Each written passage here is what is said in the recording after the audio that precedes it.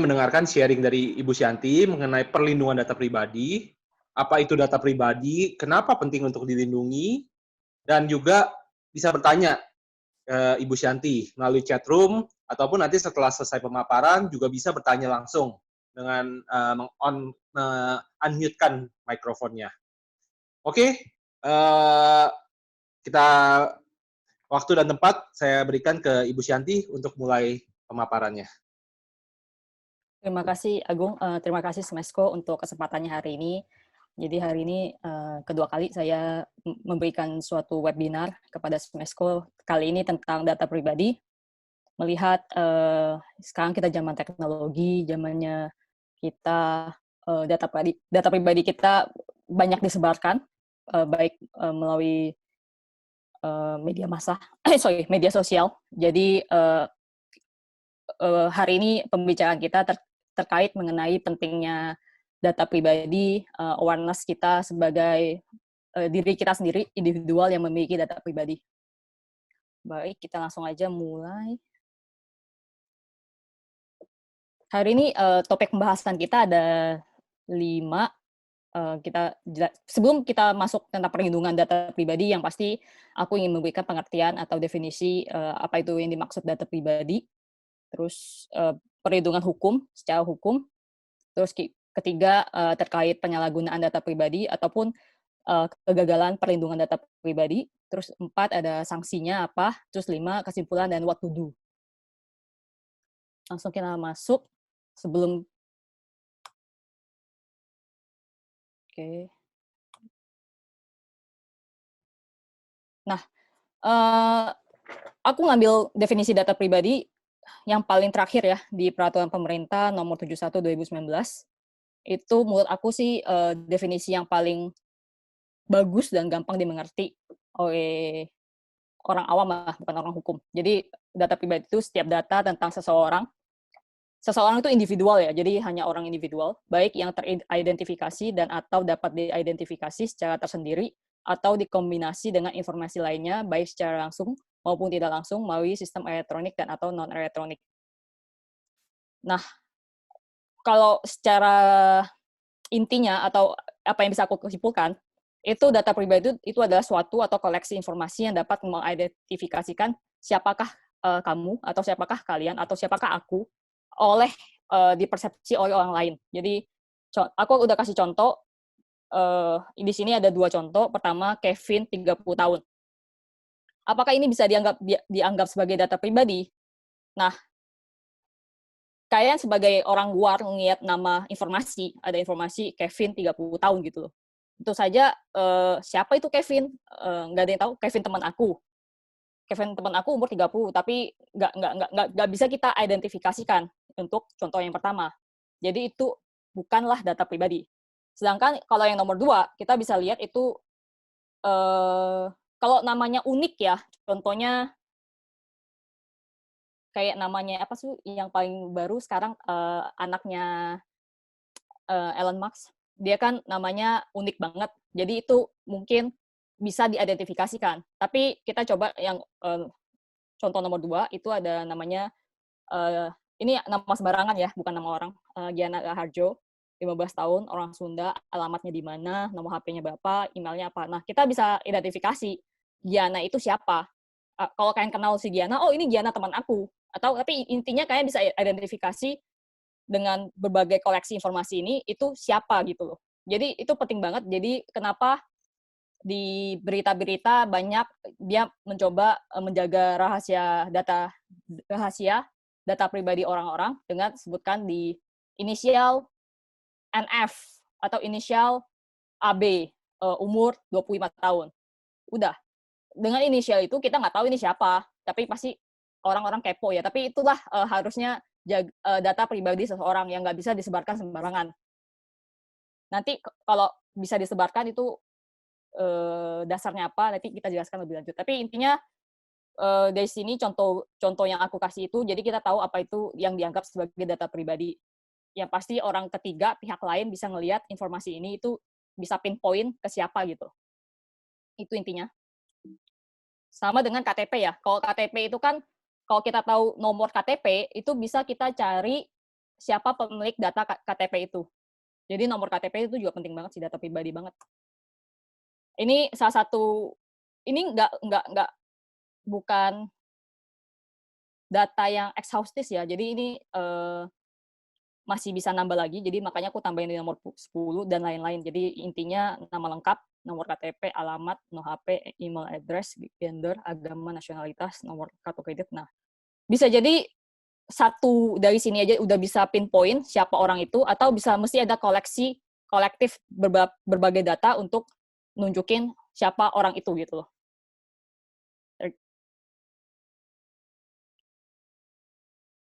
Sekarang kita masuk kenapa sekarang data pribadi itu penting dan harus dilindungi. Dari ini aku akan jelaskan ada 3 pihak. Pertama, kita sendiri, pemilik data pribadi. Terus kedua, pengguna atau pemegang data pribadi. Pengguna atau pemegang data pribadi adalah pihak selain kita yang mengetahui data pribadi kita. Itu istilahnya kita di webinar ini kita pengguna aja ya, atau pemegang data pribadi. Jadi dia menggunakan data pribadi kalian. Itu baik secara sah atau tidak sah, nanti aku akan jelaskan. Terus yang ketiga ada pemerintah otoritas.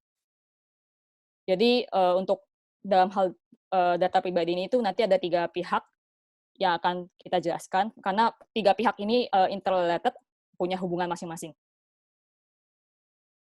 Jadi kalau aku sebut kata-kata pengguna, artinya dia contoh pengguna itu salah satunya mungkin, atau pemegang itu salah satunya mungkin kayak e-commerce, karena e-commerce dia memegang data pribadi kalian kayak contoh alamat, email, sama nama. Atau bahkan ada e-commerce yang minta fotokopi KTP ya.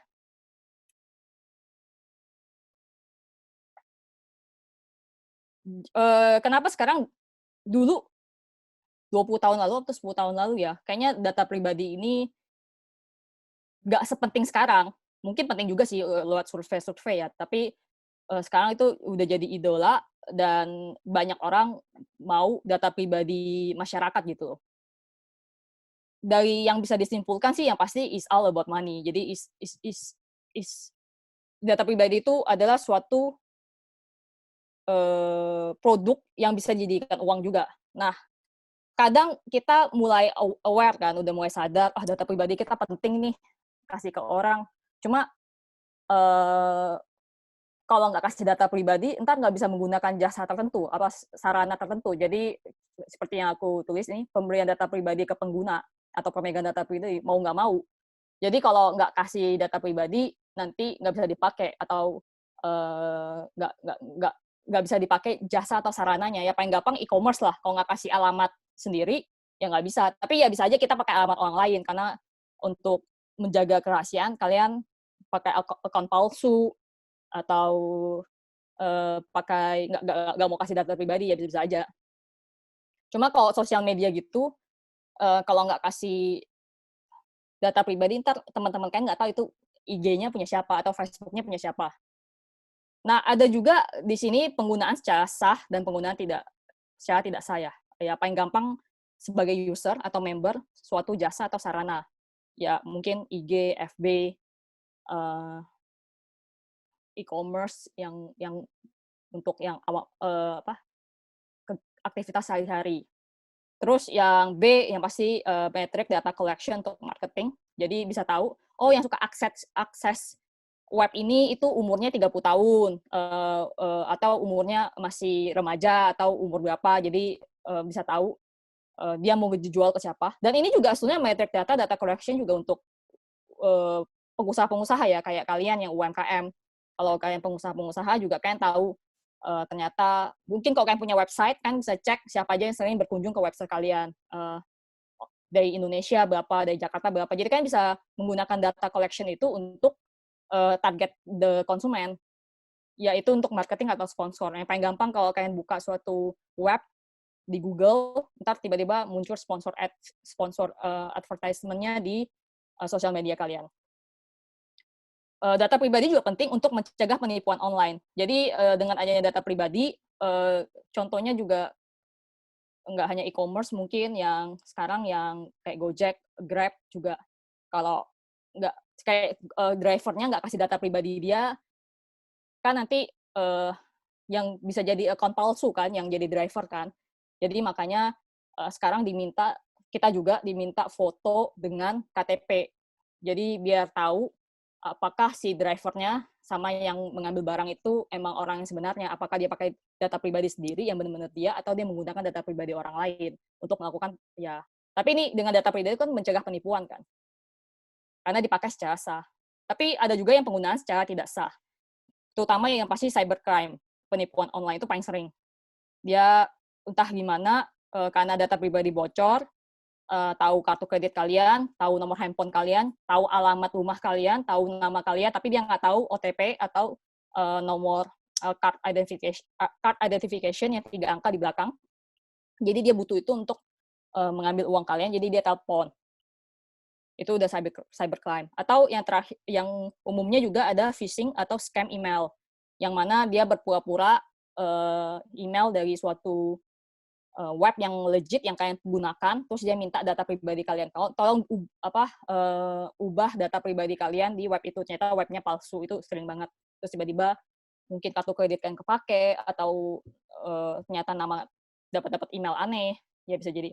Dan terakhir, mungkin pengambilan data pribadi itu untuk diperjualbelikan juga. Jadi dia nge-hack suatu website, dia dapat semua data, terus dia ancam kalau nggak mau dibayar, dibalikin datanya atau dimusnahkan atau disebarluaskan. Kalau nggak salah kasusnya, beberapa kasus ada juga tuh yang disebarluaskan. Ya, jadi penting banget punya security ya.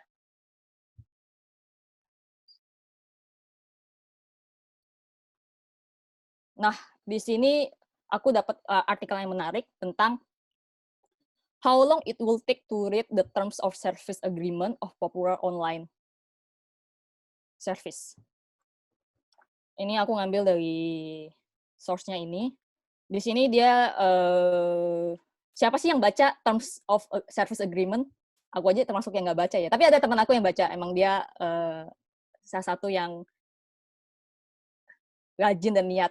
Tapi dari artikel ini sih ini adalah kira-kira secara umum waktu yang dibutuhkan untuk baca term of service, dan itu paling ada dari yang paling panjang, selalu aku yang paling panjang itu Microsoft. Jadi kalau kalian menggunakan Microsoft itu kalau mau baca terms of service-nya dia paling panjang. Dan itu juga biasanya di terms of service itu pasti ada privacy agreement. Privacy agreement tuh ketika kalian memberikan data pribadi kalian ke online media sosial ini, apa aja yang akan tindakan apa aja si online media sosial itu memperlakukan data pribadi kalian. Dan di sini adalah istilah conclusion yang diambil dari artikel ini, kamu adalah produk, you are the product. Data pribadi kan itu produk untuk mereka, yang mereka ingin cari. Makanya beberapa dari mereka mungkin ada yang gratis, ada yang segala macam, karena mereka mencari mengambil data pribadi kalian.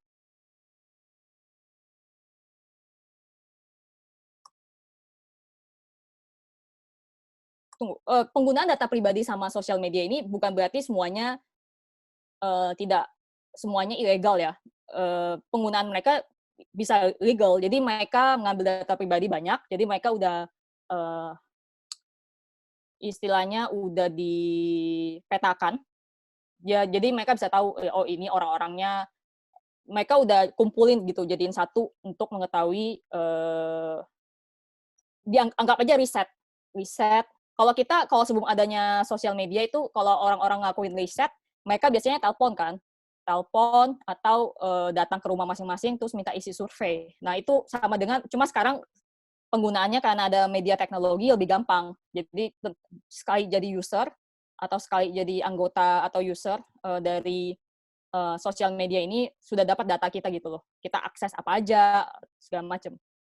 Nah dari ini, tapi kita merasa nggak nyaman. Kenapa? Karena kita tahu itu ada hak asasi kita. Jadi udah ada tercantum di Undang-Undang Dasar Indonesia di pasal 28 ayat 28G ayat 1 yang mana setiap orang berhak atas perlindungan diri, pribadi, keluarga, kehormatan, martabat, dan harta benda yang dibawa kekuasaannya, serta berhak atas rasa aman dan perlindungan dari ancaman ketakutan untuk berbuat atau tidak berbuat sesuatu yang merupakan hak asasi. Jadi, di sini ada tulisannya perlindungan diri pribadi. Jadi, data pribadi itu ya hak pribadi kalian yang harus dilindungi, karena kayaknya itu ada hak asasi kalian.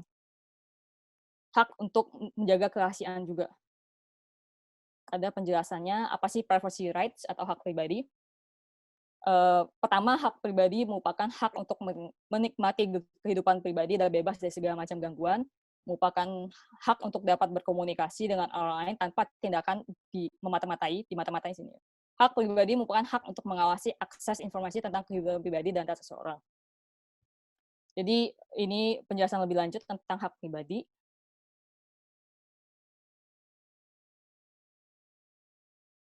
Sekarang kita masuk ke perlindungan hukum ya. Untuk saat ini, karena kita tahu hukum itu nggak pernah statis dan selalu berkembang. Dengan adanya penyalahgunaan banyaknya data pribadi, makanya muncullah ada suatu perkembangan perlunya perlindungan hukum untuk data pribadi kita. Saat ini di Indonesia, makanya aku sebut di samping itu ada kekosongan hukum. Di Indonesia saat ini belum ada spesifik undang-undang tentang data pribadi. Tapi sekarang sedang dibahas di DPR sama pemerintah, udah ada rancangan undang-undangnya, jadi udah ada draft rancangan undang-undang data pribadi yang bisa kalian akses online, karena kayaknya kalau nggak salah di websitenya DPR itu sudah, pokoknya ada di website DPR itu sudah bisa di-download. Kalau kalian mau tahu apa sih rancangan isi undang-undangnya, bisa kalian baca, kalian bisa kasih komentar apakah rancangannya udah sesuai atau ternyata akan jadinya intrusif atau nggak sesuai dengan kehidupan masyarakat Indonesia. Dan di rancangan ini, setahu aku dia mengikuti undang-undang data pribadi di Eropa. Jadi emang rancangan undang-undang ini cukup strict aturannya mengatur mengenai data pribadi. Mungkin makanya itu cukup lama dibahas di DPR ya, karena dia mengikuti standar Eropa, perlindungan di Eropa, yang mana cukup bagus standar perlindungan di Eropa, bahkan cukup ketat sekali. Tapi tenang, walaupun belum ada undang-undang data pribadi, ternyata di beberapa undang-undang di Indonesia udah ada yang melindungi data pribadi. Ya, contohnya di sistem elektronik, di undang-undang ITE, dia ada, di e-commerce juga ada, perbankan penting banget ya, juga ada. Perbankan itu lebih ketat lagi ya, jadi dia ada spesifik lagi. Untuk financial service sama OJK itu banyak sekali terkait, tapi nggak akan kita bahas di sini. Kita akan bahas yang secara general aja. Terus telekomunikasi ada, sama medis. Medis penting juga karena data pribadi pasien yang harus dilindungi juga. So far, ini yang terkait perlindungan data pribadi. Kita masuk ke hak pemilik. Ini aku ngomongnya hak pemilik ya, karena webinar ini lebih ditujukan ke kita-kita yang pemilik data pribadi dibanding pengusaha. Jadi, apakah haknya pribadi udah pasti kewajibannya pengusaha ya. Jadi aku lebih fokus ke individual. Pertama, yang tadi aku bilang, penggunaan data pribadi oleh pengguna atau pemegang data pribadi itu bisa aja secara sah. Jadi nggak melanggar hukum dan diperbolehkan secara hukum. Cuma yang harus ada syarat-syarat juga. Disitulah biasanya pemerintah masuk, otoritas masuk untuk menjaga keseimbangan penggunaan data pribadi ini sama pengguna. Jadi ada pihak ketiga yang mana artinya pemerintah masuk di dalam hubungan ini untuk mengatur agar data pribadi pemilik itu tidak disalahgunakan. Dan yang harus jelas itu pertama adanya konsen atau persetujuan. Sepanjang kalian memberikan persetujuan, yaitu makanya tadi aku bilang ada term of service. Jadi pada akhirnya dari term of service kalian scroll down, setuju dengan terms of service, terus kalian oke, tapi padahal mungkin di terms of service itu banyak banget penjelasan kalian setuju untuk macam-macam lah penggunaan data pribadi. Yang paling menurut aku yang paling concern dari term of service itu pasti transfer ke pihak ketiga di poin 1 kedua ini. Karena itu yang kalian nggak tahu pihak ketiga itu siapa ya. Itu kalau kalian tahu itu cuma disimpan di si orangnya, si pengguna atau pemegang kan kayak oh ya dia pemegang, aku tahu nih siapa dia pemegang kan. Nah, yang jadi concern pasti pemilik data pribadi, dia itu transfer ke pihak ketiga mana. Dan itu pasti ada di semua term of service agreement, hampir semuanya ada, pasti pihak pemegang data pribadi dapat mentransfer data pribadi pengguna atau data pribadi user kepada pihak ketiga. Tapi pasti ada dibilang pihak ketiga akan menjamin kerahasiaan si data pribadi pemilik itu. Cuma kan pada akhirnya paling gampang kasusnya mungkin yang pemberian data yang lagi hit, sedang banyak yang terjadi, yaitu ya pemberian data pribadi pinjol, pinjaman online kepada debt collector. Yang tiba-tiba si peminjam online-nya didatangi oleh debt collector. Jadi kayak oke, dia artinya data pribadi dia udah dikasih ke pihak ketiga gitu. Ya itu boleh-boleh aja sepanjang kalian udah setuju.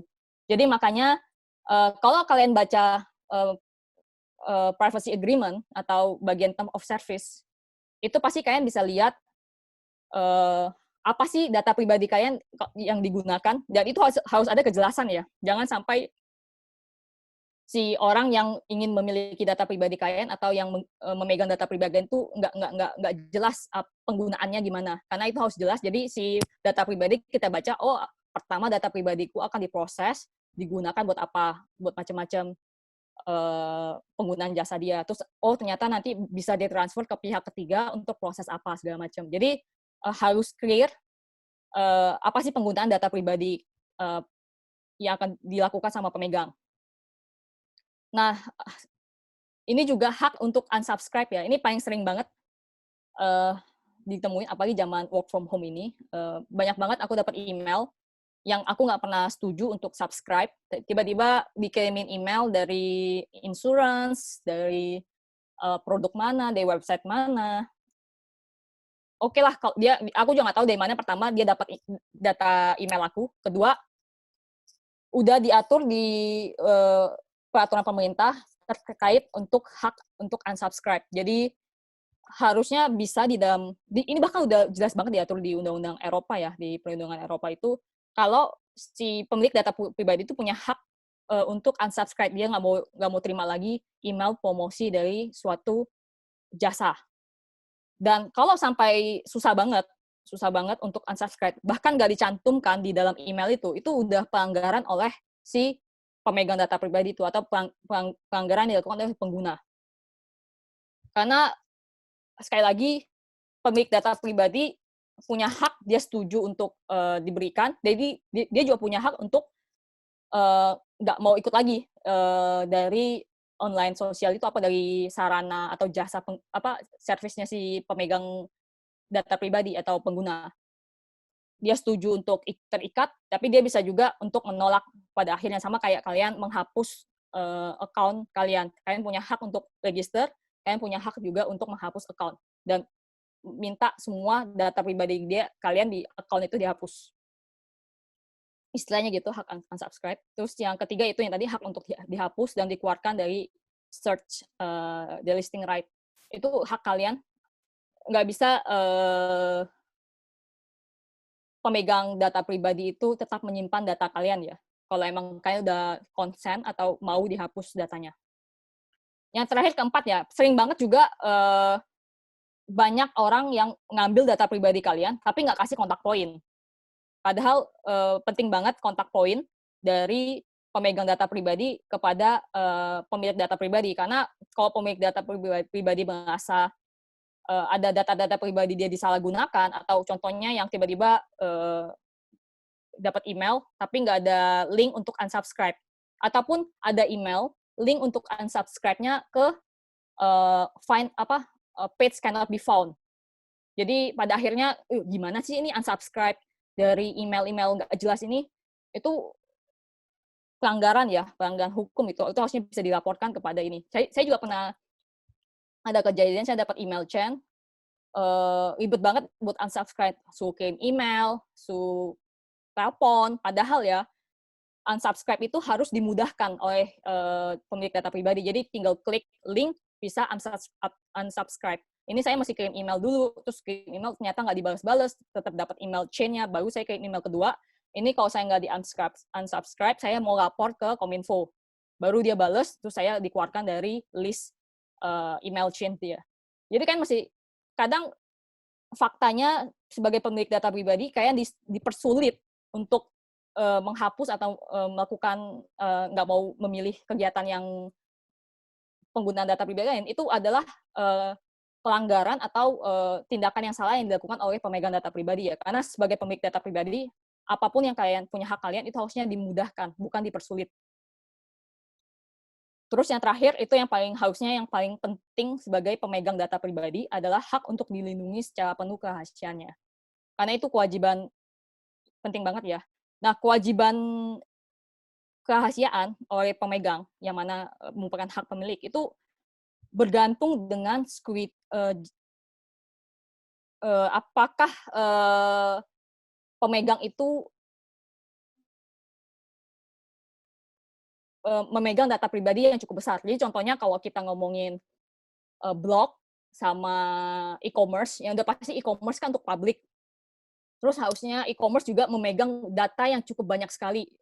Sedangkan kalau blog kan ataupun ada yang website-website kecil, itu kan dia memegang datanya nggak banyak kan. Sedangkan kalau e-commerce itu kan dia memegang datanya banyak, habis itu dia bisa jadi incaran para hacker. Karena dia menjadi incaran para hacker, harusnya jaminan security standar dia itu yang paling tinggi, yang paling aman lah, karena banyaknya data masyarakat di dalam e-commerce itu, atau banyaknya data masyarakat di sosial media itu. Jadi sangat penting sekali dijaga. Jadi contohnya kayak paling terkenal juga kalau yang di luar tuh Yahoo ya. Jadi dulu aku sempat punya Yahoo email. Di Yahoo itu ternyata sempat dihack. Jadi akhirnya aku dapat email dari Yahoo, dia mengakui kesalahan sistem proteksi dia gagal. Jadi security standar dia ternyata nggak sesuai dengan tingkat bahaya yang akan dia dapat, apalagi dia dengan banyaknya menyimpan data masyarakat. Akhirnya dia mengakui dia akan kasih kompensasi atau apa gitu loh. Jadi dikasih option dia kepada si pemilik data pribadi itu, dia bisa dapat kompensasinya apa. Tapi ini kompensasinya agak ribet ya, cuma untuk kayaknya US juga sih. Oke. Jadi, tapi ini aku cuma jelaskan secara ini ya. Jadi untuk yang memegang data pribadi, dia punya kewajiban-kewajiban lain yang bisa dilihat di undang-undang juga, sesuai dengan sektor dia. Jadi kalau dia bank, financial service institutions, ataupun dia rumah sakit, telekomunikasi, yang pasti itu tingkat jaminan kerahasiaannya, tingkat standar security-nya itu lebih tinggi dibanding yang lain gitu loh, maksudnya. Sesuai dengan standar security dia. Oke. Nah, ini penyalahgunaan data pribadi atau kegagalan perlindungan data pribadi. Dari kita sebagai data pribadi, yang paling susah itu pertanyaan yang itu, siapa yang tahu kalau tiba-tiba data pribadi kalian yang dikasih ke online media atau yang dikasih ke pemegang data pribadi itu bocor, ataupun ternyata kalian bisa dua hal ya. Pertama, kalian udah kasih data pribadi kalian ke online media lah, ke online media, terus ternyata emang online media itu emang mencari data pribadi kalian, terus dia jual kemana-mana. Katanya dulu di bank, aku juga nggak tahu ini benar apa nggak, karena masih belum ada putusannya apa kasusnya, tapi intinya dulu banyak data pribadi pengguna kartu kredit itu bocor dari satu bank ke bank-bank lain. Nah, itu istilahnya penyalahgunaan data pribadi, karena kita kasih data kartu kredit ke agen-agen bank yang nawarin kartu kredit, ternyata mereka kerjasama bocor-bocorin ke agen-agen kartu kredit lainnya. siapa yang tahu? Kita kayak pertama kita punya kartu kredit bank A. Terus tiba-tiba kita seminggu kemudian ditelepon sama bank B, C, D. Dia bilang, "Ayo tawarin kartu kredit segala macam." Terus kita curiga. Mungkin bocor gara-gara agen bank A, tapi kan kita nggak tahu siapa yang tahu segala macamnya. Habis itu yang kedua bisa jadi dia nggak bocorin ke orang lain, cuma karena security general, apa maksudnya yang umum atau yang lemah, security website-nya atau segala macam. Jadinya adanya kegagalan perlindungan data pribadi. Kegagalan perlindungan data pribadi artinya ada orang ketiga kayak hacker yang masuk ke sistem dia untuk maling data dia. Jadi ada dua pelanggaran umum yang terjadi ya. Dia kasih data kalian ke pihak ke lain untuk disalahgunakan tanpa persetujuan kalian, ataupun bahkan kalau kasih pihak ketiga, kalian itu sebagai pemilik data pribadi mesti tahu, oh pihak ketiga itu akan digunakan untuk apa aja. Jadi nggak bisa hanya bilang transfer ke pihak ketiga, tapi kalian mesti tahu, oh pihak ketiga ini digunakan untuk menagih atau digunakan untuk apa gitu loh. Sama kayak kalian kasih data kalian ke aku nggak sebut nama, tapi sebut nama aja lah, Gojek sama Grab. Pihak ketiganya pasti artinya si driver dong. Driver dapat data kalian dari Gojek, terus nanti artinya kalian udah setuju menggunain si Gojek, dapat data dari driver nggak akan menyalahgunakan, karena driver juga akan terikat confidential agreement dengan Gojek. Jadi dia hanya akan menggunakan untuk sesuai dengan bisnisnya Gojek, yaitu mengantar barang atau segala macam, atau Grab. Jadi udah harus jelas penggunaannya apa. Bisa jadi kalau ternyata, kalau kita ngomongin tanggung jawab, nanti dijelasin lebih lanjut, tapi umumnya sih kalau yang untuk adanya penyalahgunaan data pribadi atau kegagalan itu, kalau kalian tahu ya, tapi itu yang sekali lagi siapa sih yang tahu, itu bisa lapor ke Kominfo di website ini, jadi bisa ada pengaduan masyarakat. Terus ada juga layanan aspirasi dan pengaduan online rakyat di lapor.co.id. Jadi ada dua, Kominfo sama. Kalau yang lapor itu untuk secara umum ya, nggak hanya tentang penyalahgunaan atau kegagalan. Terus yang ketiga adanya gugatan perdata. Jadi emang di Undang-Undang ITE juga dikasih kesempatan untuk pemilik data pribadi atau yang merasa mengalami kerugian itu untuk menggugat pihak yang menyalahgunakan data pribadi ataupun dia gagal melindungi. Jadi dia bisa dua hal, dia gagal melindungi atau dia menyalahgunakan. Nah, itu pertama harus ada kerugian juga, kalian nggak punya kerugian, main gugat-gugat aja. Terus yang kedua itu yang menurut aku sekali lagi susah di-trace atau dilacak. Kalau tiba-tiba kalian data pribadinya bocor, kan kalian udah ikut banyak sosial media, udah ikut banyak, udah suka kasih data pribadi ke banyak tempat. Kalian nggak tahu yang mana ngebocorin data pribadi, atau kalian nggak tahu yang mana di-hack website-nya, atau yang di mana di-hack security-nya. Jadi mau gugat siapa juga nggak tahu kan, mau gugat yang mana gitu loh. Iya, kalau kalian kalian udah tahu, kayak cuma kasih ke tempat satu A, tiba-tiba bocor, ya kalian bisa tebak lah, si A ini yang bocor ini. Cuma kan, sekali lagi, yang paling susah itu ya susah di-trace, dilacak. Akhirnya yang harus tanggung jawab siapa, kita nggak tahu. Nah, itulah kenapa tadi aku bilang harus munculnya pemerintah dan otoritas untuk mengatur hal ini. Karena sangat tidak fair untuk pemilik data pribadi, karena pemegang data pribadi ini kalau dia bocorin, dia bakal tahu. Kalau aku bocorin, si pemilik data pribadi juga nggak bakal tahu siapa yang bocorin. Dia nggak tahu dia yang bocorin dibocorin apa dia kena hack gitu loh. Nah, kalau yang kali ini yang terakhir itu makanya pemerintah harus masuk, karena di sini kalau ternyata munculnya kegagalan perlindungan data pribadi, maka dia harus lapor ke Kominfo kalau dia udah dihack atau dia data dia yang mengandung data pribadi orang lain itu sudah diambil sama pihak ketiga. Dia harus lapor ke Kominfo, dia juga harus lapor itu tanggung jawabnya si pemegang data pribadi ya, atau tanggung jawab pengguna data pribadi, dia harus lapor kepada pemilik data pribadi. Dan itu udah diatur di peraturan Kominfo, itu harus dilakukan dalam jangka waktu 14 hari dari diketahui adanya kegagalan perlindungan itu. Jadi udah di-hack, dia dicek, dia hack. Tapi kalau dia nggak tahu dia di-hack, ya tapi dia punya kewajiban untuk audit ya. Jadi pengguna data pribadi itu atau pemegang itu punya kewajiban buat audit security dia. Jadi dia bisa lihat kalau dia audit ternyata dia melihat bocor nih data pribadinya diambil sama orang lain, dia mesti lapor. Itu kewajiban dia dan tanggung jawab dia. Nah, kalau udah terjadi pelanggaran, terus gimana nih?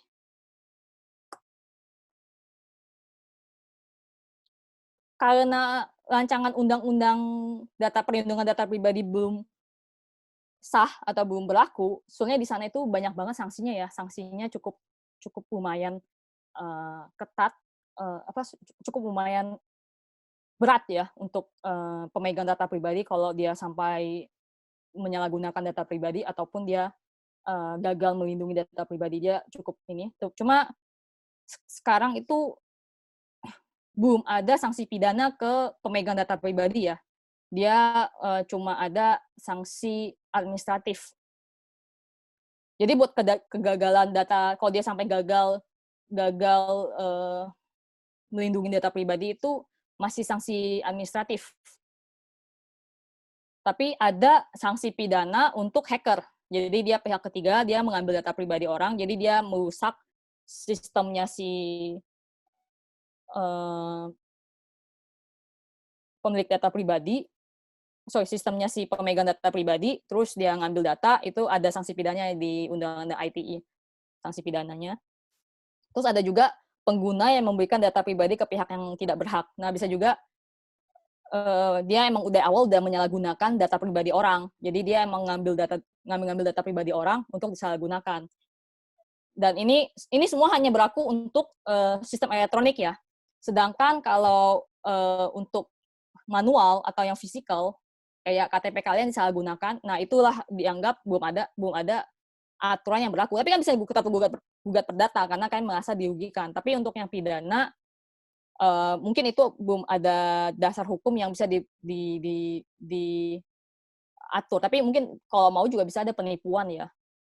Cuman belum ada yang benar-benar spesifik mengatur baik secara elektronik dan secara non elektronik. Sekarang ini yang diatur oleh pemerintah itu masih secara elektronik. Tapi yang paling penting sekarang juga emang sebetulnya perlindungan data pribadi di sistem elektronik. Karena banyak banget data kita disalahgunakan di internet, di sistem elektronik. Ada juga sih yang disalahgunakan nggak hanya di sistem elektronik ya, tapi di luar elektronik. Jadi kayak contohnya yang tadi itu nomor handphone kita disebarluaskan ke semua orang. Jadi ada agen insurance, agen bank, agen apapun itu nelpon kalian nawarin produk. Nah, itu juga salah satu penyalahgunaan data pribadi kalian. Dan aku juga suka bingung sih, bahkan mereka mendapatkan data pribadi itu bisa sampai nomor kartu kredit loh. Jadi itu kadang kita bingung, itu bocornya di mana ya? Jadi ya balik lagi, susah banget mengetahui siapa pelakunya, siapa yang harus tanggung jawab, gimana trace-nya. Yang kita tahu tiba-tiba dapat email, nomor password bocor, dapat telepon, nomor kartu kredit bocor, terus dia minta OTP atau segala macam. Wah, banyak dah. Aku juga udah mengalami berbagai macam scam ini juga. Oke, makanya kadang belum ada balance juga antara pemilik data pribadi dengan kerahasiaan perlindungan hukumnya untuk menjaga kerahasiaan gitu. Jadi saya harap yang kalian sebagai pemilik data pribadi itu lebih aware lagi tentang penggunaan data pribadi kalian. Terus kalau kalian yang ternyata memegang data pribadi orang lain, itu kalau bisa lebih aware juga ini data pribadi orang lain, nggak bisa ditransfer ke pihak lain tanpa persetujuan pemilik data pribadi. Jadi paling gampang nomor handphone teman kalian, ada yang minta persetujuan dulu ke teman kalian yang pemilik data pribadi. Ada yang minta nomor handphone kamu atau ada yang minta email kamu. boleh nggak? Ya kecuali si orangnya itu emang taruh nomor handphonenya di internet ya. Jadi tadi aku taruh email eh, aku taruh email aku di depan, artinya aku udah consent kalau peserta di Smesco ini bisa kirim email ke aku. Karena aku udah kasih consent, karena aku udah taruh secara publik, secara di seminar ini. Jadi kalau emang udah diketahui publik, apa emang dia udah taruh itu di internet, kayak jual online, terus dia tahu nomor telepon, ya udah. Artinya dia udah siap terima data pribadi dia diperluas, diambil sama orang, siapa aja itu, dia nggak masalah, tapi ya itu, jadi ada resikonya kalau kalian publish data pribadi kalian sampai ke sistem elektronik, sampai ke internet gitu loh. Jadi pertama ya itu ya kesadaran, terus jangan mau dimanfaatkan oleh pengguna data pribadi atau jangan mau dimanfaatkan oleh pemegang. Jadi ketika minta data pribadi ya hati-hati aja memberikan data pribadi itu. Kira-kira sepakat atau enggak. Nah, di Eropa itu atau di luar negeri itu dia udah bisa opsional. Jadi kayak kasih data ulang tahun, kasih gender, kasih yang sensitif itu udah opsional. Jadi bisa kalian nggak mau kasih, bisa kalian kasih kalau kalian merasa nyaman. Jadi ada juga kan orangnya emang pede banget, nyaman, dia nggak masalah data pribadi dia disebarluaskan. Ya dia bisa tulis-tulis aja tanggal lahir dia, gender dia, atau apapun itu. Karena sebetulnya kalau tujuan dari data pribadi penggunaan itu yang diketahui itu kan hanya untuk jasa atau service itu kan. Buat apa orang tahu tanggal lahir dia? Uh, ya mungkin untuk menggunakan sosial media kayak IG sama Facebook itu kan perlu umur berapa untuk ikut ya. Jadi dia butuh tanggal lahir, nggak masalah. Artinya dia butuh itu. Tapi untuk yang lain mungkin nggak butuh tanggal lahir, kenapa diminta gitu? Atau contohnya paling gampang gender deh. Apakah penting gender itu diketahui atau enggak gitu loh? Atau agama, apakah perlu dicantumkan di dalam permintaan data pribadi agama? Apakah ada korelasinya atau enggak ada korelasinya? Jadi itu tergantung dari pihak pemegang data pribadi juga. Penting apa enggak informasi itu. Jangan sampai dia minta data pribadi, tapi sebenarnya data pribadinya itu enggak penting-penting banget. Ini hanya practical information aja yang what to do, yang pasti password dan email berbeda. Jadi kalau kalian punya 4 email ya kalau bisa 4 passwordnya beda, atau kalau aku sih punya satu email khusus uh, untuk jadi user atau anggota-anggota yang nggak jelas ya. Jadi kalau itu sampai bocor ya nggak masalah, karena nggak ada isi email itu emang nggak sensitif ya. Jadi aku udah ready dari satu email ini kalau mau bocor ya sudah gitu loh. Ada satu email yang emang pribadi yang aku jagain kerahasiaannya. Nah, di email pribadi itu yang pasti ada two-step verification. Nah, sekarang semua account penting aku dari messaging app, email yang penting-penting, iCloud segala macam itu aku udah ada two-step verification karena udah penting banget. Kalau sekali itu bocor itu bisa kerugian lah intinya. Jadi dari kita juga harus ada perlindungan dari diri kita sendiri juga. Jangan sampai kalian mau disalahgunakan. Jadi aku sarankan two-step verifications. Ada juga ini checking social media setting. Jadi ada juga karena beberapa social media itu suka ngambil kalian tuh lihat-lihat, kalian tuh ngerasa dimata-matai lah sama si sosial media ini. Jadi itu hak pribadi kalian nggak mau dimata-matai. Kalian mau ketika kalian online cek-cek sesuatu itu cuma kalian yang tahu, nggak boleh orang lain tahu. Jadi di sini juga udah dikasih option apakah mau turn off atau turn on. Itu juga. Terus terakhir kalau kalian merasa kalian kesulitan adanya hak kalian yang dilanggar atau kesulitan lah untuk unsubscribe, kesulitan untuk kontak si pemegang data pribadi ini atau segala macam, itu kalian bisa lapor atau komplain. Karena menurut aku juga pihak-pihak yang pemegang data pribadi pasti dia ketika dapat bakal mau dikomplain nih, mungkin dia akan lebih aware dengan tanggung jawab dia sebagai pemegang data pribadi. Oke, ini terakhir dari aku. Terima kasih sudah mendengarkan presentasi. Aku kembalikan ke Oke. Oke, thank you very much Yanti untuk pemaparannya. Dari teman-teman, apa ada yang mau bertanya dari apa yang sudah dipaparkan oleh Shanti? Mungkin untuk memancing pertanyaan nih dari teman-teman. Gini, Shan, misalnya Oke. ada data pribadi nih, apa Mm-mm. namanya, misalnya saya register di satu aplikasi Mm-mm. pinjaman online lah. Mm-mm. Kemudian habis itu di apa namanya syarat dan ketentuannya maupun di kebijakan privasinya dibilang apa namanya si pinjaman online ini berhak menggunakan data pribadi Mm-mm. dari si pengguna Mm-mm. untuk keperluan apapun dari si pinjaman online tersebut dan juga menyerahkan kepada pihak ketiga untuk keperluan apapun. Nah, apakah diperbolehkan apa namanya general seperti itu atau harus spesifik penggunaannya? Harus Walaupun saya spesifik. setuju nih, misalnya I Ah, agree nih di ketentuan apa namanya di syarat ketentuan I agree di kebijakan mm, privacy I agree. mm. Nah, apakah diperbolehkan seperti itu? Gitu. Nggak boleh Gimana, sih. Cian? Tapi pinjol itu pasti ada spesifik lagi ya dari OJK ya. Tapi harusnya nggak boleh ya, Ya. karena setiap Hmm. penggunaan data pribadi baik transfer ke pihak ketiga itu harus ada kejelasan pemilik data pribadi itu Hmm. tahu dia dikasih ke pihak ketiga itu untuk ngapain. Apakah untuk Hmm. uh, apanya sih permintaan pembayaran utang atau nggak bisa hanya untuk Hmm. keperluan hanya di secara general itu saja karena itu Hmm. adanya ketidakjelasan dari si pemilik data pribadi apa sih yang akan dimanfaatkan sama mungkin takutnya disalahgunakan juga ya sama si pemegang data Oke, jadi pribadi. intinya apa namanya harus spesifik ya tujuan penggunaannya pun. Ya. Walaupun setuju, I agree. Mm-mm. Apa saya setuju di ketentuan apa di syarat dan ketentuan maupun kebijakan privasi, tapi harus spesifik tujuan penggunaannya seperti itu ya. Ya.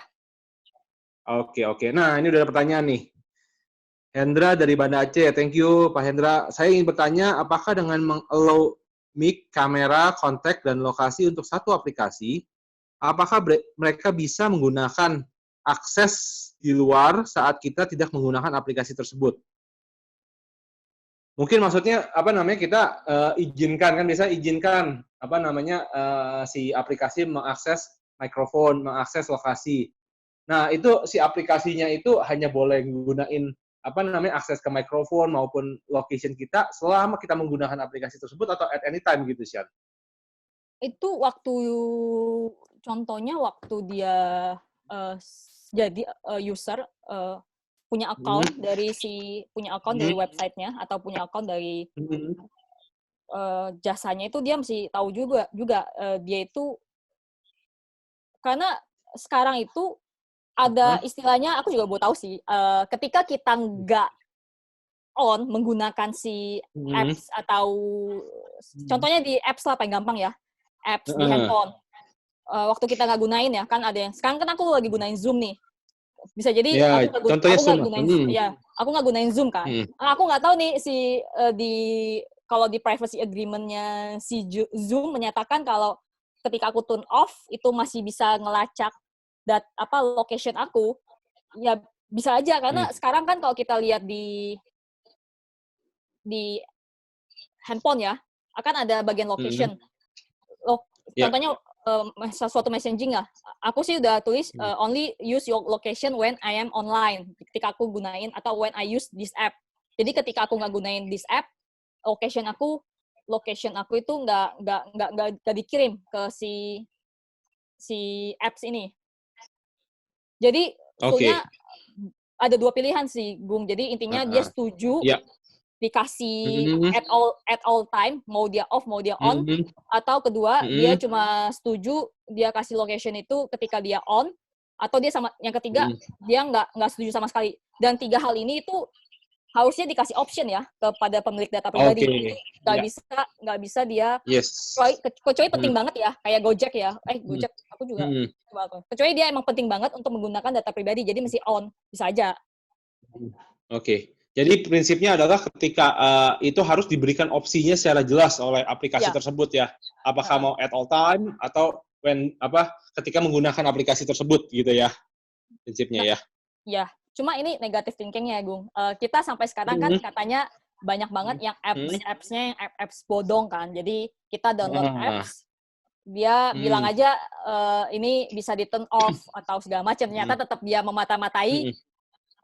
Ini sebagai pemilik data pribadi kita mesti aware juga ya, jangan sampai menggunakan apps ataupun menggunakan online sosial media atau online website yang tidak jelas. Karena pada akhirnya yang akan rugi kalian mau gugat dia juga. Kalau dia ternyata di luar negeri, gimana gugat, agak ribet kan. Jadi kita juga sebagai pemilik data pribadi mesti aware, udah mesti hati-hati nih, location aku udah aku turn off apa segala macam ya. Jadi ya itulah pentingnya sih menurut aku, Gung. Oke. Oke, sip. Nah, ini ada pertanyaan lagi, dari Clara Indira.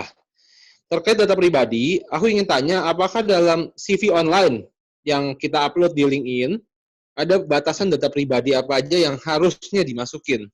Karena kalau sampai menyantumkan NIK, kan bahaya, takut disalahgunakan. Ini, gimana tuh, Bang? Ya itu tadi, aku berharap dengan adanya seminar ini, jadi lebih aware ketika memberikan data pribadi di internet atau di sosial media yang bisa diakses semua orang. Apalagi dulu ada yang pernah ya kasih nomor kartu kredit di sosial media. Aku tuh pernah. Wah, itu cari penyakit itu. Ya, walaupun nggak ketahuan ketahuan nomor 3 belakang itu juga bisa dihack lah. Aku nggak tahu lah, zaman sekarang canggih semua. Aku bukan orang hacker ya, tapi di sini makanya harus aware data pribadi kalian itu hak kalian, hak yang hak asasi kalian lah, hak pribadi kalian yang kalian jangan mau disebarluaskan, jangan mau dimanfaatkan sama orang yang tidak dikenal. Jadi kalian jangan sembarangan kasih data pribadi, kecuali yang itu kalau kalian ternyata seller, kalau bisa punya 2 handphone, 1 handphone dipublikasikan di luar, 1 lagi pribadi. Karena kan kalian nggak, waktu dipublikasikan keluar, kalian kalau lagi nggak kerja bisa kalian turn off. Oke. Ini Jasmine raise hand tuh.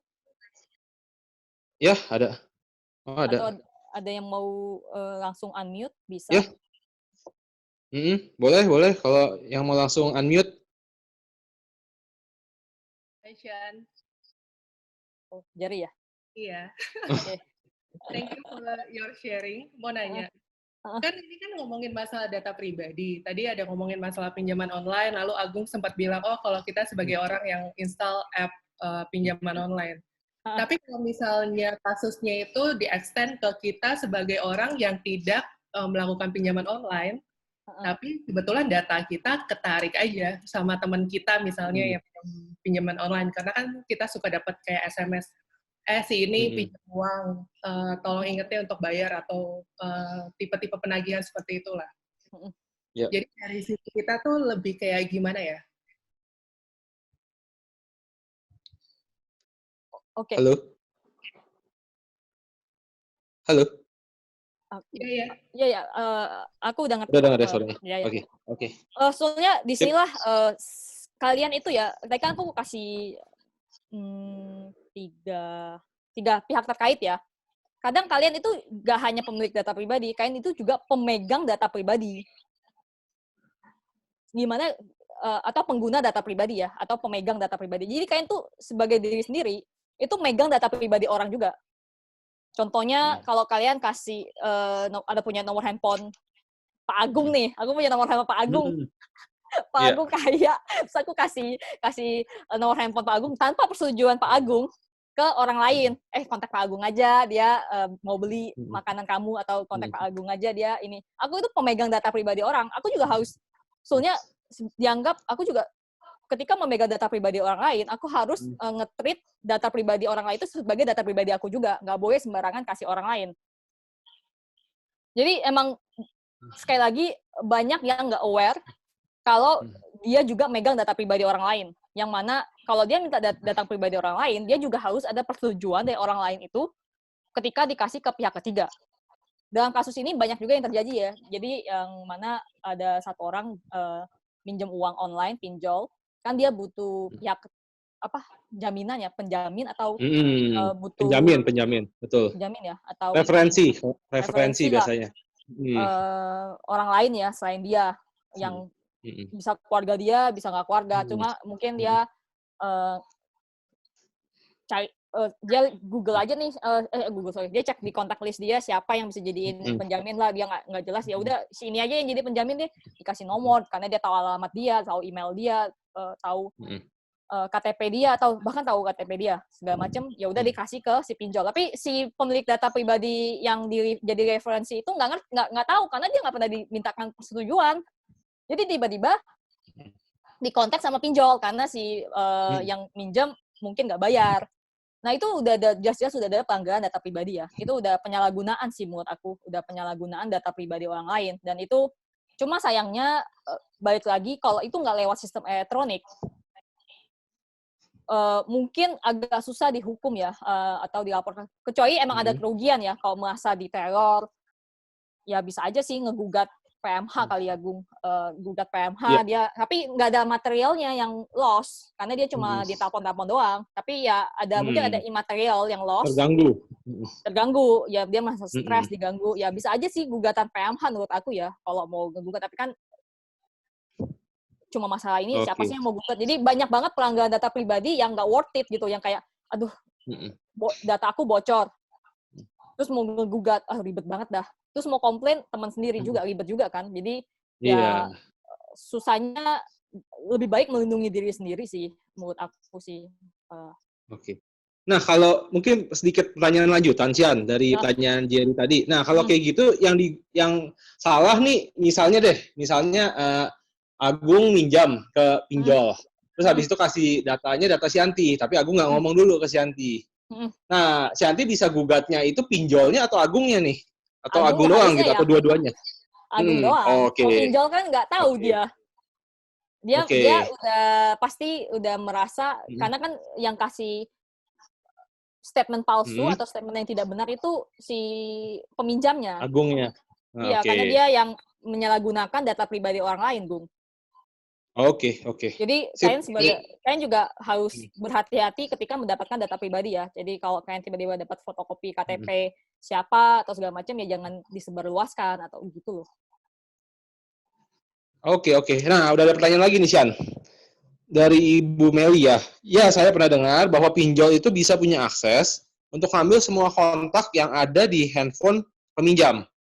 Yang semua kontak akan dihubungi saat si peminjam telat bayar. Apa ada dasar hukumnya untuk si pinjol melakukan itu? Harusnya ini udah cukup, penggunaannya udah cukup intrusif ya. Harusnya ini nggak boleh.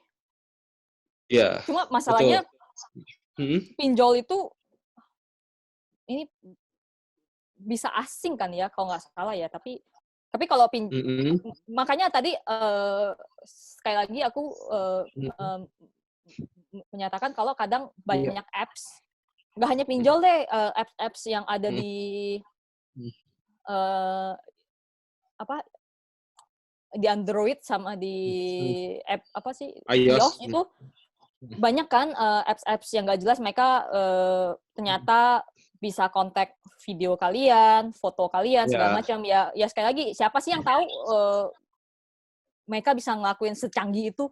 Tapi untuk yang contohnya si Mbak Meli ini harusnya nggak bisa karena disinilah otoritas masuk ya.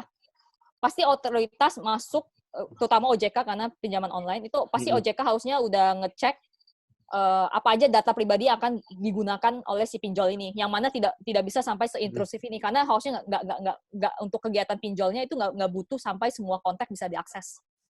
Itu sih. Betul. Itu bisa dilaporkan ke mungkin OJK.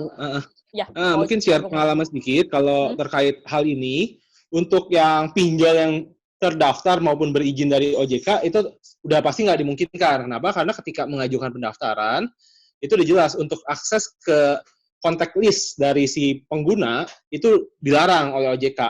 Yang boleh diakses oleh si P2P atau si pinjol ini hanya 3 cemilan biasa kita bilangnya. Kamera, mikrofon, sama location gitu. Nah, juga perkembangan terbaru yang saya ingat akhir tahun kemarin dari Google Play pun ketika ada satu apps akan didaftarkan dan terdeteksi apps tersebut bisa mengakses contact list, itu Google Play akan menolak untuk listing di Google Play apps tersebut. Jadi mungkin itu sedikit bisa saya share dari pengalaman. Oke, ada lagi pertanyaan atau Sian ada yang mau ditambahkan lagi, Sian?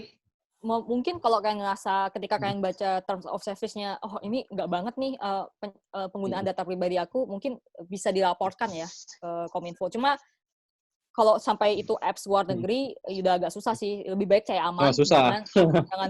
jangan download lah. Tapi kalau itu di Indonesia, ya dengan adanya ke-awareness soal data pribadi ini, ya mungkin bisa dilaporkan ke Kominfo. Atau bahkan bisa kirim kontak ke Point. Kalau ini udah permintaan data pribadi itu udah melanggar. Itu sih paling bisa dibantu. Atau ada yang mau cerita terkait penyalahgunaan data pribadi? Aku sih banyak ya. Tapi ya boleh lah aku cerita lah. Jadi pernah ditelepon malam-malam. Biar ini jadi pelajaran juga sih. Pernah ditelepon malam-malam. Katanya kartu kredit ya. Ada pendaftaran email kartu kredit baru.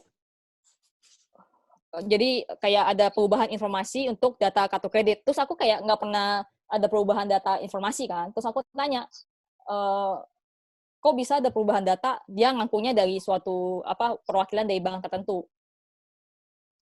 Terus waktu itu aku lagi di luar, terus dia tiba telepon malam, tapi dia tahu angka kartu kredit aku, which is 16 angka depan itu. Kayak, loh kok dia bisa tahu ya? Jadi dia seolah-olah benar-benar legit mewakili si bank itu. Karena dia bahkan sampai tahu angka, alamat aku tinggal di mana, nomor telepon aku udah pasti, alamat aku tinggal di mana, expired date-nya kapan, terus dia bilang, ini ada perubahan, terus dia bilang, kan ada perubahan email baru, ada tambahan, jadi ada email aku, terus ada email kedua, terus aku bilang, ya udah email keduanya bukan aku yang nambahin, nggak usah ditambah aja. Terus aku udah mulai curiga nih ketika dia bilang bahwa megang kartu fisik, kartu kreditnya nggak nih.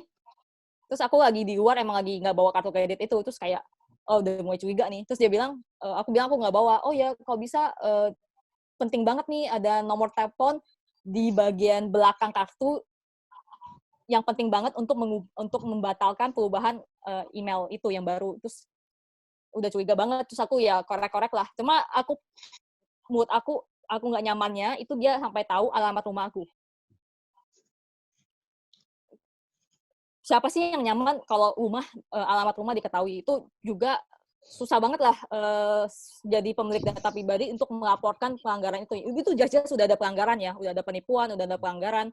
Tapi kita itu mau meminta keadilan tuh bagaimana? Itu yang susah sih menurut aku ya, Gung.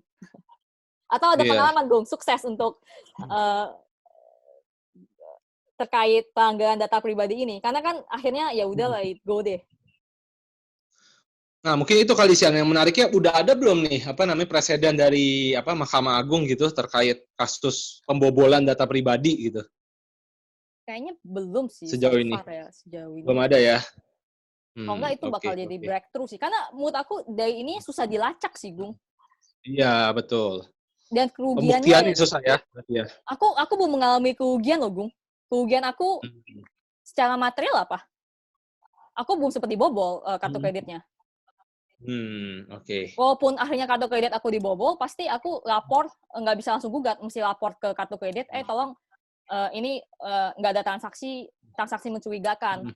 Nah, kalau transaksi mencurigakannya diproses, ternyata oh ya, banknya sepakat transaksi mencurigakan, jadi di-cancel transaksinya.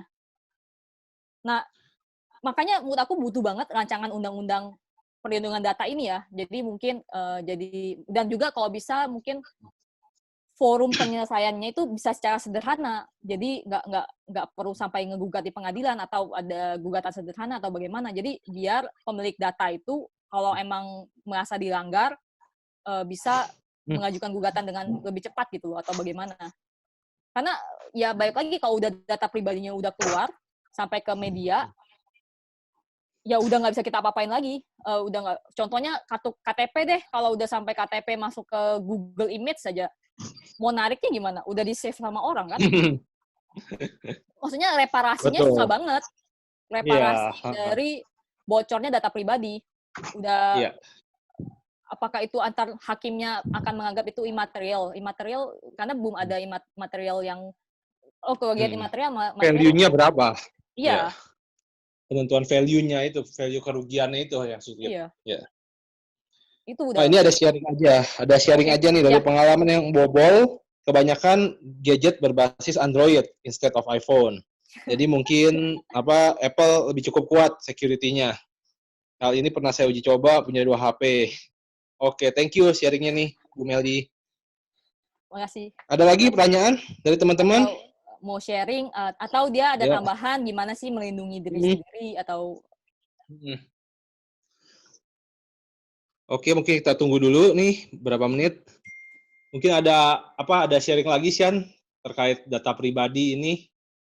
Kalau RUU-nya itu sekarang udah sampai mana nih? Udah sampai pembahasan di DPR mau diundangkan, ada infonya nggak kapan nih bakal nah, diundangkannya?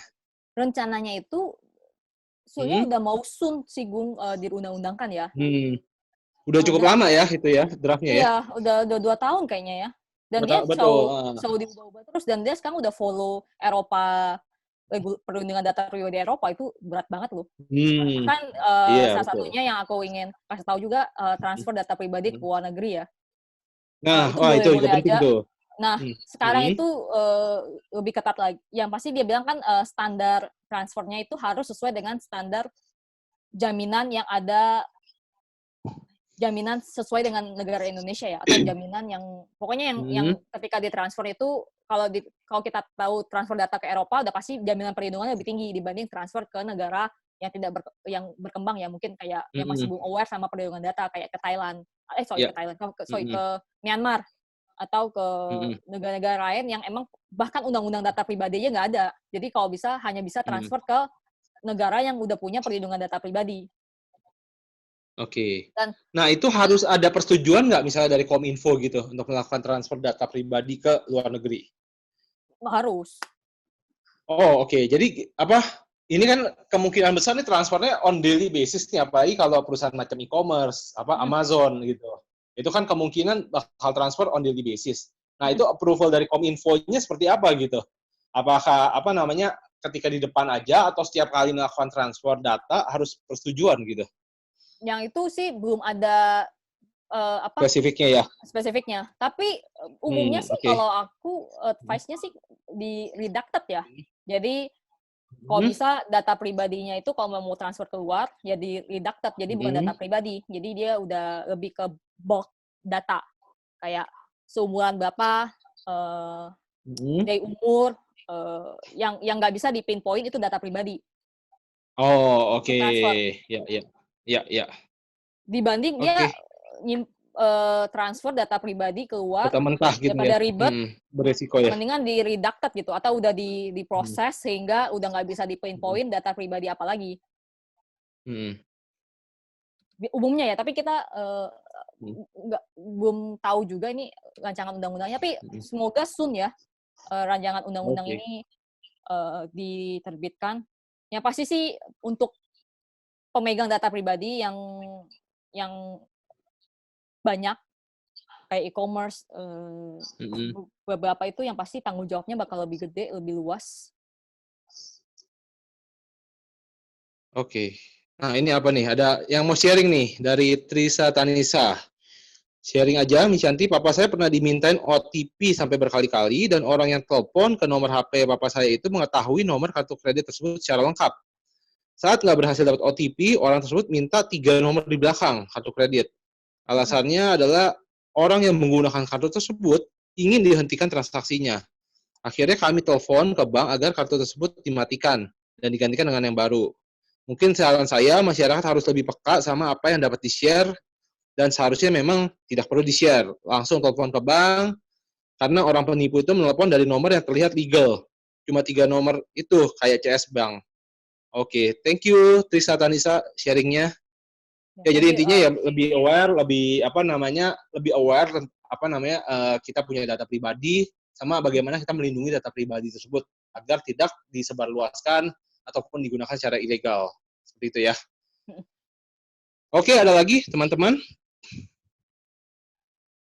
Sama itu juga sih seringnya, Gung.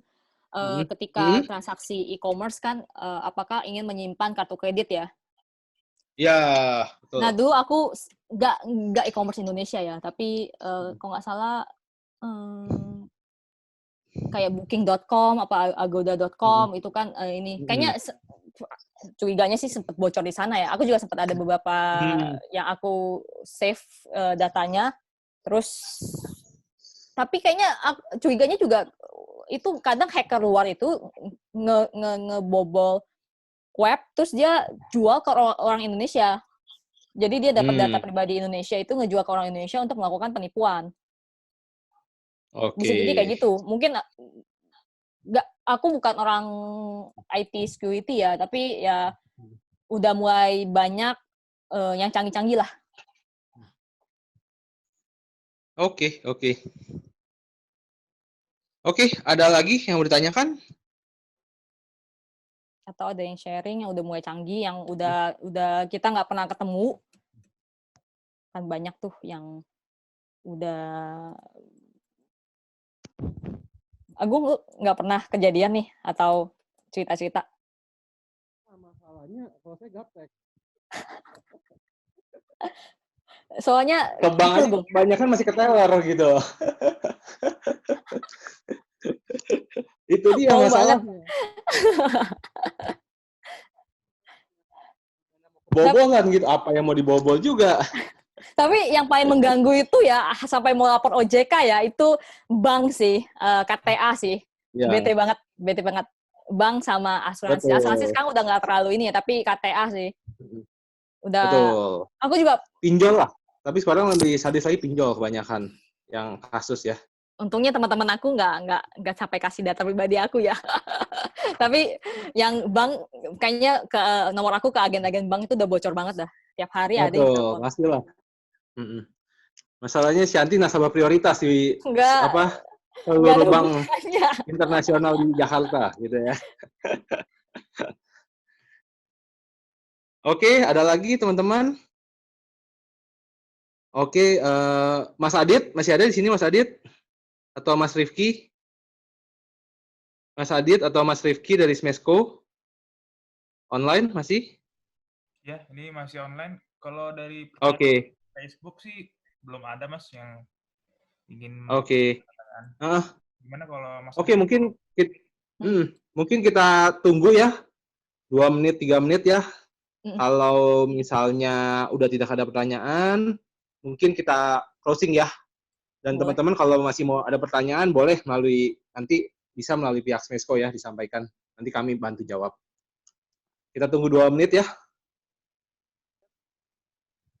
Ada kata-kata penutup gitu dari Shanti. Mungkin pesan pentingnya terkait data pribadi ini untuk teman-teman semua bisa menjaga data pribadinya.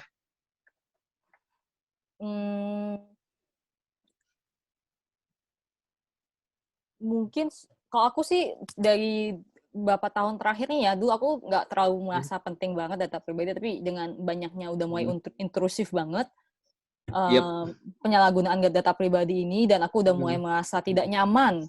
Apalagi di Indonesia itu, aku ngerasa di Indonesia itu pemegang data pribadi itu udah sembarangan ya. Jadi contohnya yang tadi yang email subscription, aku nggak pernah subscribe di mana-mana.